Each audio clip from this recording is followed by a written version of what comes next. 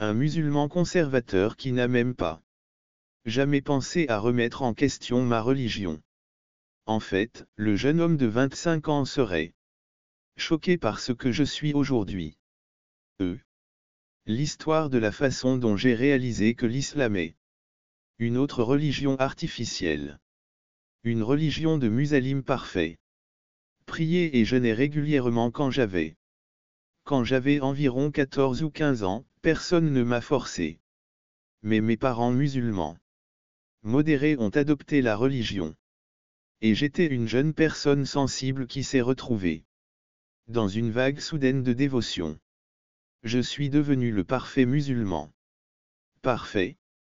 Même si je suis allé dans une école libérale et mixte, j'ai gardé mes distances par rapport à l'islam.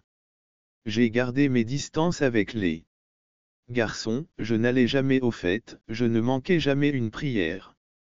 Je ne manquais jamais une prière. Et je n'ai jamais enlevé mon hijab, même lors de réunions réservées aux femmes.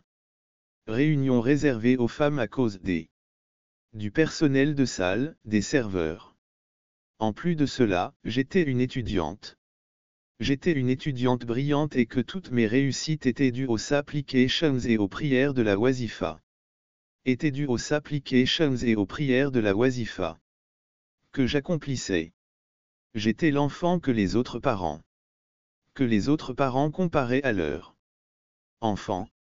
J'ai même inspiré certaines personnes à porter le hijab et à devenir religieuses. Les gens m'ont félicité à gauche et à droite. À gauche et à droite, et je n'ai jamais eu la moindre raison de remettre en question l'islam. Mais une chose n'a jamais changé, je voulais être une femme orientée vers la carrière. Orientée vers la carrière, privilégiant l'indépendance financière plutôt que le mariage et les enfants. J'ai fait des études d'ingénieur, mais j'ai eu du mal à trouver un emploi quand j'en ai eu un. J'ai eu du mal à trouver un emploi quand j'en ai trouvé un. Je l'ai trouvé, mais j'en ai tiré un profit épouvantable. Et je pouvais à peine me qualifier d'indépendante. Indépendant? Mes parents m'ont consolé en me disant qu'Allah ne t'a pas imposé la responsabilité de gagner de l'argent, c'est ton mari qui de subvenir à tes besoins. Marie-toi et donne la priorité à ton foyer et à ta famille. Et donne la priorité à ton foyer et à ta famille. Nous ne vous avons pas appris à faire carrière. Votre diplôme vous sera utile lorsque vous devrez aider vos enfants dans leurs études. Aidez vos enfants dans leurs études. Cette vie semblait être un cauchemar. 4 années de formation d'ingénieur rigoureuse juste pour aider des enfants que je ne voulais même pas faire leurs devoirs. Je me suis tourné vers la religion pour protéger mon choix de célibataire et de travailleur. Choix en tant que femme célibataire. Et à ma grande déception, je n'ai rien trouvé qui puisse m'aider à faire mes devoirs. Déception, je n'ai rien trouvé qui puisse. Je me suis tourné vers la religion pour protéger mon choix de femme célibataire. Une femme n'était appréciée que si elle était une mère ou une épouse pieuse. Au lieu de cela, je me suis convaincu que j'avais. Mon défaut était que je ne voulais pas me marier, après tout, les femmes de mon âge ne voulaient pas se marier. Se marier, après tout, les femmes de mon pays sont pressées de se marier. Dans mon pays sont pressées de se marier et d'avoir des enfants. C'est de ma faute si j'ai refusé ce billet facile pour le paradis de janvier Mon. Les premières questions puis l'une de mes amies m'a retrouvé à cause de ma réputation religieuse et a commencé à me poser des questions pointues. Religieuse et a commencé à poser des questions. Pourquoi Allah a-t-il créé certaines personnes dans le seul but de les condamner à la torture éternelle, étant donné qu'il a déjà prédéterminé notre destin en tant que non-musulmans. Certains non-musulmans peuvent-ils être soumis à un châtiment éternel? Même s'il s'agit de personnes honnêtes et pourquoi le paradis semble si peu Si peu attrayant. J'ai essayé de lui donner les mêmes.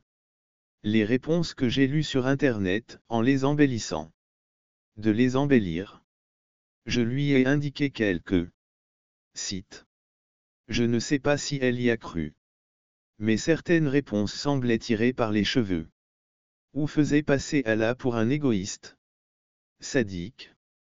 J'ai aussi commencé à me poser question. J'ai toujours trouvé étrange que le livre universel du prophète donne des horaires de jeûne et de prière incompatibles. Pour ceux qui vivent près des pôles. Pourquoi les femmes doivent se couvrir les cheveux, les bras et les jambes bien qu'ils ne soient pas organes sexuels et qu'ils ne sont pas les mêmes que ceux des hommes. De l'homme, il est important de se couvrir pour ne pas attirer une attention non désirée. Les hommes peuvent attirer l'attention. Pour les mêmes raisons, ne devraient-ils pas le faire? Ne devraient-ils pas l'être aussi? Lorsque j'ai essayé de poser ces questions à ma mère, elle s'est mise en colère et m'a raconté comment les enfants d'Israël avaient été transformés en singes porcs parce qu'ils posaient trop de questions et comment je me suis mis en colère et j'ai mis tous mes doutes à l'arrière-plan. Mes doutes à l'arrière-plan, ma rencontre avec un athée agnostique, j'ai commencé à remettre sérieusement en question ma religion. Il y a quelques mois. Lorsque j'étais à l'école doctorale, je me suis lié d'amitié avec un étranger agnostique, appelons-le GEP. Musulman religieux, j'ai senti qu'il était de mon devoir de l'inviter. J'ai senti qu'il était de mon devoir de l'inviter à l'islam. J'avais des amis non musulmans. Mais ils étaient obligés d'étudier l'islam à l'école, donc. Ils connaissaient déjà les bases et ce n'est que lorsque j'ai commencé à leur expliquer les concepts de base à haute voix que j'ai commencé à les leur expliquer à haute voix. Que j'ai commencé à expliquer les concepts de base à haute voix. À quelqu'un qui rejette la religion organisée, je me suis rendu compte à quel point il semblait ridicule. Relalaram. 5 prières répétitives mémorisées. En arabe.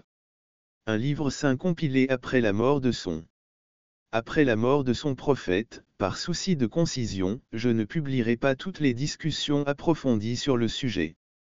Je ne publierai pas toutes les discussions approfondies que nous avons eues, mais seulement les plus importantes. Je ne publierai pas toutes les discussions approfondies que nous avons eues, seulement les plus importantes. De rejeter complètement la religion, c'était incompréhensible. Ne s'est-il pas demandé pourquoi toutes les religions se recoupent? Surtout les religions abrahamiques. Ne pensait-il pas qu'elles partagent toutes une même origine divine commune? Il a dit que c'était peut-être nature humaine. Nous voulons croire en quelque chose, en quoi que ce soit, alors nous les empruntons sur leur base. J'ai objecté que c'était parce qu'Allah a envoyé de nombreux hommes et femmes dans le monde entier. Non, c'est parce qu'Allah a envoyé de nombreux ces prophètes anonymes avec le même message à toutes les époques et les gens. Et les gens l'ont déformé, ce qui a conduit à la naissance d'autres religions. Ensuite, JP a parlé d'une créature de la mythologie grecque, les Pégases, et j'ai immédiatement répondu que nous avions un Pégase. J'ai immédiatement répondu que nous avions un Burok. Donc, alors peut-être que les Grecs avaient un prophète sans nom. Prophète sans nom qui interagissait aussi avec Borak, car comment Mohammed pourrait-il? Il faut être analphabète pour imaginer quelque chose comme ça. Quelque chose comme ça, ça ne peut pas être une coïncidence. Puis il a dit que peut-être qu'il connaissait la mythologie grecque. Peut-être il fumait quelque chose. Assis dans le désert, il a vu un cheval et un aigle. Un cheval et un aigle mélangés ne nécessitent pas une imagination débordante. Mon cerveau s'est immédiatement figé devant ce blasphème flagrant. Non, je ne l'étais pas. Je me suis senti offensé. C'est juste qu'il pouvait si librement dire une chose pareille alors que je n'osais même pas. N'osais même pas penser quelque chose d'aussi offensant pour le saint prophète. Cela m'a ébranlé au plus haut point. Mais cela a semé dans mon esprit les graines d'autres explications et finalement, le pèlerinage m'a apporté. Éclairé, j'ai continué à rejeter des demandes en mariage parce que l'idée d'épouser un musulman dévot me mettait très mal à l'aise. Mes parents ont commencé à se méfier de mon éloignement de la religion. Décision de m'inscrire à un pèlerinage de la Omra, afin que je puisse trouver une orientation idéale. Immédiatement après avoir accompli mon deuxième tawaf, c'est-à-dire la circumambulation autour de l'église. Après avoir effectué mon deuxième tawaf autour de la pierre, je n'ai pas pu m'empêcher de penser que je n'étais pas à l'aise. Je n'ai pas pu m'empêcher de penser que tout le rituel de tourner autour de la pierre et de l'embrasser me semblait si païen et si dénué de sens. Quel bien Allah avait en tête. C'est alors que suis arrivé à la station d'Iram avec une question. Quelqu'un avait-il vraiment essayé de l'analyser scientifiquement? De l'analyser pour déterminer la date réelle des empreintes, et c'est alors que j'ai compris. Bien sûr, les autorités saoudiennes ne les laisseraient pas faire. Ne les laisseraient pas faire si l'islam était réfuté, c'est eux qui en souffriraient le plus. Même à ce moment-là, j'ai écrit ces pensées comme vous. Satan te chuchote quelque chose et j'en suis arrivé à la conclusion que les païens ont dû recevoir eux aussi un prophète anonyme. Le prophète anonyme qui a prescrit la circumambulation et qu'il avait déformé son message. J'ai prié Allah de mettre fin à ces doutes et de me donner l'idéal. Puis, une nuit à la Mecque, j'ai eu une pensée. La pensée: pourquoi prions-nous comme nous prions? Nous prions. Muhammad a reçu les prières obligatoires. Mirage obligatoire comme un cadeau à la communauté de sa communauté de son Oumma. Puis il a conclu un accord de réduire leur nombre à 5. Par conséquent, il ne doit pas exister aucune religion antérieure qui accomplit exactement 5 prières quotidiennes. Prières quotidiennes. Imaginez mon choc lorsque j'ai découvert que pour Rastrigen que nous avions aussi d'autres. La ressemblance avec l'islam est évidente sur ce point. Zoroaster était un prophète qui avait passé exactement le même test. Et avait reçu 5 prières pour sa Oumma, soit. Muhammad étant un commerçant de caravane, aurait probablement eu des contacts avec des commerçants de l'Empire persé. Et en aurait tiré l'idée. Cette dernière explication semble plus plausible et rationnelle. C'était le dernier clou dans le cercueil n'était plus possible. Pour le protéger, les prières doivent être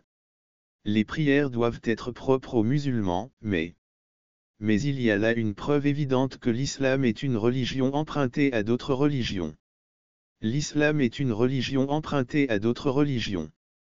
Tout s'expliquait soudain. Tous ces rituels stupides, toutes ces similitudes avec le judaïsme et le christianisme. Je me souviens m'être couché ce soir-là. Je me suis couché complètement bouleversé. C'est soudain effondré. Ma vie tournait autour des prières d'oiseaux. Tout ce que je faisais était basé sur des principes islamiques. J'ai immédiatement perdu le désir de prier ou de faire ablution que je faisais semblant de faire. C'est devant mes parents. C'est tellement ironique que j'ai perdu la foi dans la ville la plus sacrée, le cœur de l'islam. Les conséquences: je me sens libre, mais en même temps dévasté par le fait que tant d'années de ma vie gâchées dans ma vie, j'ai J'ai rencontré deux hommes formidables, mais je n'ai pas cherché à avoir une relation parce que je pensais que c'était haram. Je n'ai pas postulé à des études supérieures en Allemagne, même si j'en avais le droit. À cause du problème du halal et du haram, tant d'occasions ont été manquées. Tant d'occasions manquées.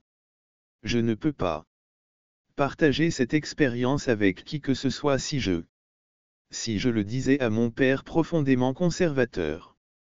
Ma famille vivrait un véritable enfer. Il me renierait probablement. Me renierait probablement. Il déteste chaque fois que je pose des questions sur l'islam. L'islam au point de faire pleurer ma mère. Les larmes aux yeux de ma mère. Une fois, j'ai entendu ma mère.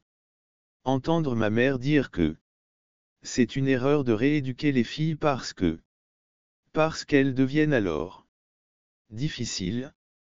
Je ne veux pas qu'elle ajoute à cela et qu'elle devienne une cafard, pas une fidèle. Si je le dis à ma famille, ils ne vont même pas. Ils n'examineront même pas mes raisons et ils concluront que je suis folle ou que je n'ai pas d'autre choix. Ils concluront que je suis fou ou que je suis sous l'influence. Sous l'influence de démons de djinns, de démons de djinns, de démons de djinns. Grâce à ce seul et seul que les femmes doivent toujours avoir des relations sexuelles avec leur mari quand ils le souhaitaient.